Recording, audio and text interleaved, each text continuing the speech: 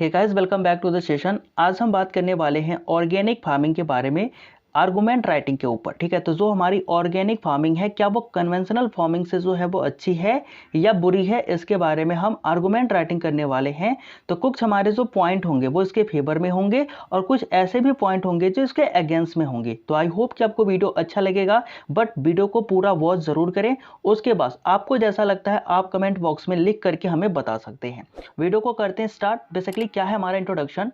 Recently Sikkim is the state in the India who shifted 100% organic farming. यानी कि क्या है कि रिसेंटली अभी हमने भारत में देखा कि जो एक सिक्किम राज्य है, ठीक है, वो क्या है, वहां पर जो 100% जो है वो ऑर्गेनिक फार्मिंग की जा रही है। या फिर ऐसा बोल सकते हो कि भारत का इकलौता ऐसा राज्य सिक्किम है जिसने अपने राज्य को जो है वो ऑर्गेनिक फार्मिंग की तरफ 100% क्या किया है, शिफ्ट कर लिया है।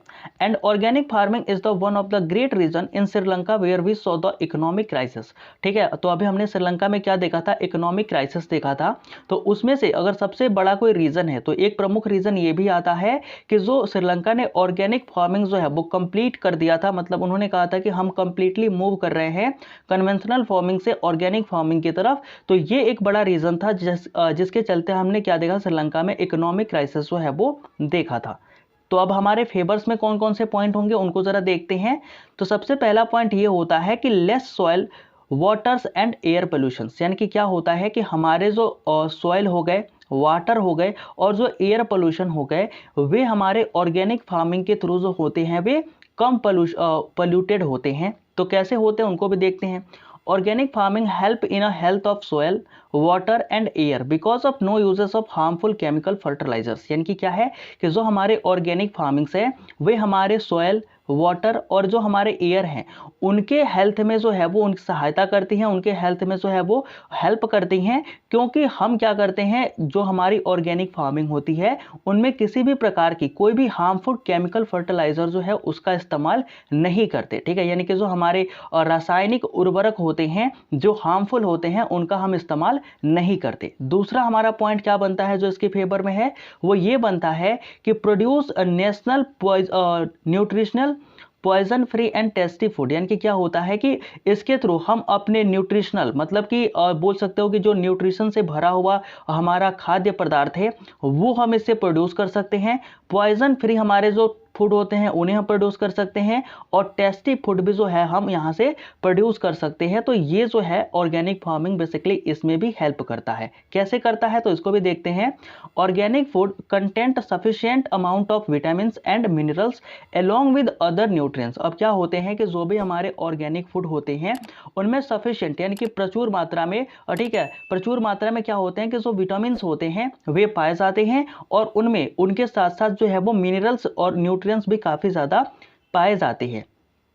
Originally grown food is a free from contamination with health harming chemicals. यानी कि क्या है कि जो हमारे ओरिजिनली, ठीक है, ओरिजिनली बात करें तो जो हमारे ऑर्गेनिकली यानी कि जो भी हम ऑर्गेनिक फार्मिंग के थ्रू क्या करते हैं, प्रोड्यूस करते हैं अनाज को या फिर फूड को, वे क्या होते हैं, फ्री फ्रॉम कंटेमिनेशन यानी कि प्रदूषण से रहित होते हैं। जो कि हार्मफुल केमिकल के प्रदूषण से भी क्या होते हैं, रहित होते हैं, मतलब उनसे वो फ्री होते हैं, जिससे कि हमारे जो न्यूट्रिशनल जो प्रोड्यूस हुए होते हैं पॉइजन फ्री होते हैं और टेस्टी भी हमारे हो जाते हैं। आई होप कि ये जो स्लाइड है वो आपको समझ में आई होगी। अब हम नेक्स्ट 2 पॉइंट्स की बात करेंगे कि क्या क्या ऐसे 2 पॉइंट्स और हैं जो इन्हें सपोर्ट करते हैं। तो क्या है वो, नो जीएमओस। अब नो जीएमओस क्या है इसको भी जरा देखते हैं। तो this is a probably one of the strongest argument in the favour of organelle produce. यानी कि क्या होता है कि हम जब भी बोलते हैं कि हम कैसे फार्मिंग कर रहे हैं, तो ऑर्गेनिक फार्मिंग कर रहे हैं। तो ऑर्गेनिक फार्मिंग में जो अगर सबसे बड़ा कोई आर्गूमेंट है जो इसको एक तरीके से बोल सकते हैं कि जो इसके पक्ष में जाता है, जो फेवर में जाता है, वो होता है नो जीएमओस। नो जीएमओ का मतलब क्या होता है कि organic farming does not allow the growth of production of the genetically modified organism. ठीक है, तो जो जीएमओ था उसका मतलब क्या था, जो जीएमओ था उसका मतलब था जेनेटिकली मॉडिफाइड ऑर्गेनिज्म। यानी कि इसमें हम किसी भी तरीके से जो लैब में बने पौधे होते हैं उनका इस्तेमाल नहीं करते, उन ऑर्गेनिज्म का इस्तेमाल नहीं करते। देखो लैब में बने पौधे ही नहीं होते, जैसे कि हमारे यूरिया हो गए, ठीक है, यूरिया के बाद जो हमारे फर्टिलाइजर हो गए किसी भी तरीके के, तो उनका हम इस्तेमाल इसमें नहीं करते। तो जो भी जेनेटिकली मॉडिफाइड ऑर्गेनिज्म होते हैं उनका हम इस्तेमाल इसमें नहीं करते, तो ये इसका एक बोल सकते हैं कि प्रोबेबली जो स्ट्रॉन्गेस्ट आर्गूमेंट है जो उसके फेवर में जाता है वो ये है कि नो जेनोस। ठीक है, इसमें क्या है कि healthier working environment for the farmers, यानी कि जो हमारे किसान हैं जो खेतों में काम करते हैं उनके लिए एक बोल सकते हो कि अस्वास्थ्य पूर्ण जो माहौल जो है, जो इन्वायरमेंट है, वो ये तैयार करता है ऑर्गेनिक फार्मिंग। कैसे करता है उसको भी देखते हैं।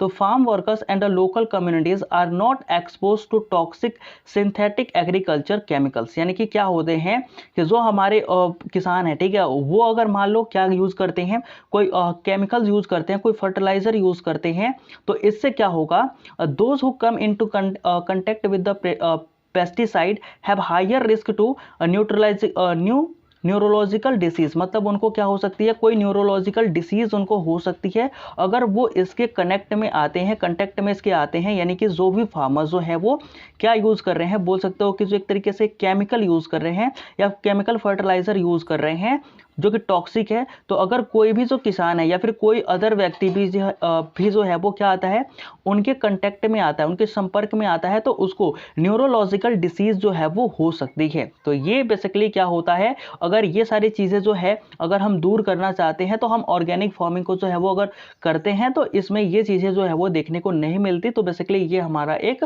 फेवरिंग पॉइंट हो जाता है। अब अगेंस्ट में इसके क्या क्या पॉइंट होते हैं, तो costly for the Indian buyers, अब जो हमारे भारतीय खरीदार हैं उनके लिए ये काफ़ी महंगे हो जाते हैं। तो ये इसके एक अगेंस्ट पॉइंट में जाता है। कैसे महंगे हो जाते हैं तो उनको भी देखते हैं। Organic food is more expensive because of farmer do not get as much out of their land as conventional farmer do. मतलब क्या है, मतलब ये है कि जो ऑर्गेनिक फूड है वो जो है वो काफ़ी ज़्यादा एक्सपेंसिव हो जाता है, महंगा हो जाता है, क्योंकि जो हमारे फार्मर है, जो ऑर्गेनिक फार्मर हैं, जो ऑर्गेनिक तरीके से खेती करते हैं, वे उतना ज़्यादा प्रोड्यूस नहीं कर पाते जितना कि एक कन्वेंशनल फार्मर अपने लैंड पर कर लेता है। ठीक है, और डाटा से that organic food 40% costly than the conventional food, यानी कि एक डाटा जो है वो ये बताती है कि जो हमारे ऑर्गेनिक फूड हैं, ठीक है, जो हमारे ऑर्गेनिक फूड हैं वे क्या करते हैं, 40% ज़्यादा महंगे बिकते हैं। किसके कंपेयर में, कन्वेंशनल फूड के। यानी कि जो हमारे बोल सकते हो कि जो इनऑर्गेनिक जो हमारे फार्मिंग होती है उनसे जितने भी फूड प्रोड्यूस होते हैं उनसे लगभग ये 40% जो है वो कॉस्टली बाजार में बेचे जाते हैं। तो ये हमारे इंडियन बायर्स यानी कि भारतीय खरीदारों के लिए महंगे हो सकते हैं। ठीक है, दूसरा पॉइंट जो इसके अगेंस्ट में जाता है वो ये है फूड शॉर्टेज, यानी कि खाने की कमी हो सकती है। कैसे, Sri Lanka is the best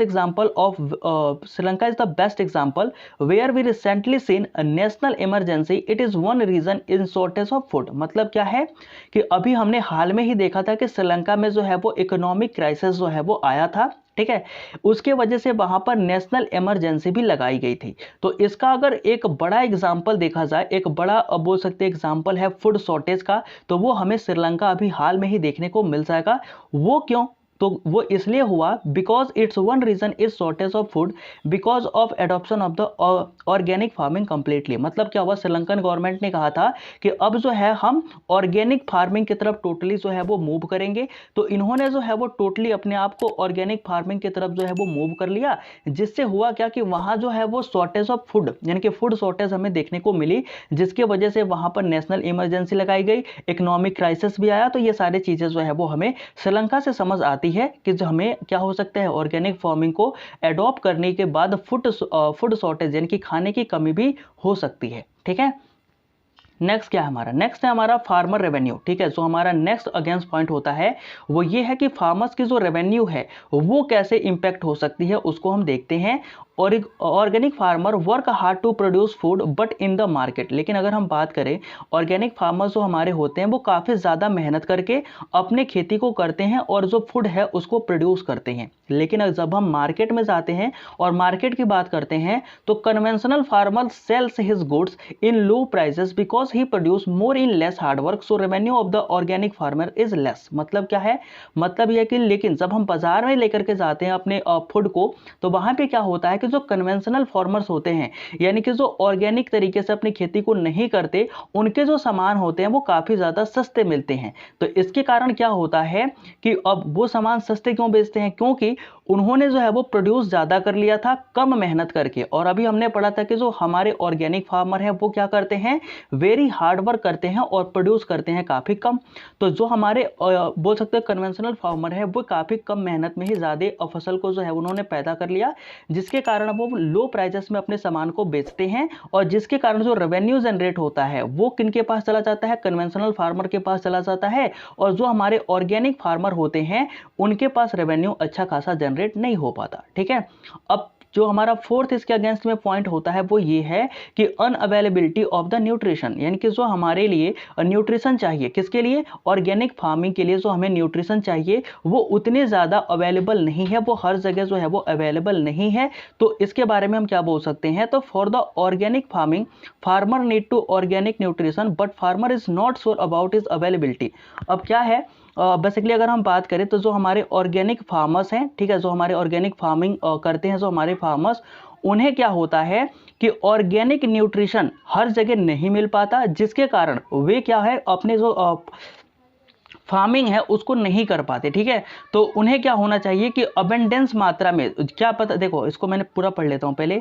for the organic farming farmers need to organic nutrition but farmer is not sure about the availability where inorganic chemicals and pesticide are available abundance in the market. मतलब क्या है कि जो हमारे organic farmers हैं उनका कहना यह है कि जो ऑर्गेनिक न्यूट्रिशंस हैं वो उन्हें नहीं मिलते उतने ज़्यादा मार्केट में जितने कि हमारे, अब बोल सकते हो कि इनऑर्गेनिक जो हमारे न्यूट्रिशन है वो बाजार में उपलब्ध है। तो सरकार क्या करेगी, सरकार को भाई करना चाहिए। तो ये बेसिकली क्या है कि अगेंस्ट में एक पॉइंट आता है कि नहीं अभी हम क्या है ऑर्गेनिक के थ्रू नहीं जा सकते। ठीक है, अब नेक्स्ट हमारा पॉइंट क्या है, नेक्स्ट हमारा पॉइंट है कंक्लूजन क्या है बेसिकली, तो we should take lesson by Sri Lanka economic crisis. तो हमें क्या है कि जो श्रीलंका में अभी इकोनॉमिक क्राइसिस हुआ था उससे एक सबक लेना चाहिए and avoid to completely move toward organic farming. और हमें क्या होना चाहिए कि कंप्लीटली जो है वो ऑर्गेनिक फार्मिंग की तरफ मूव करने से बचना चाहिए।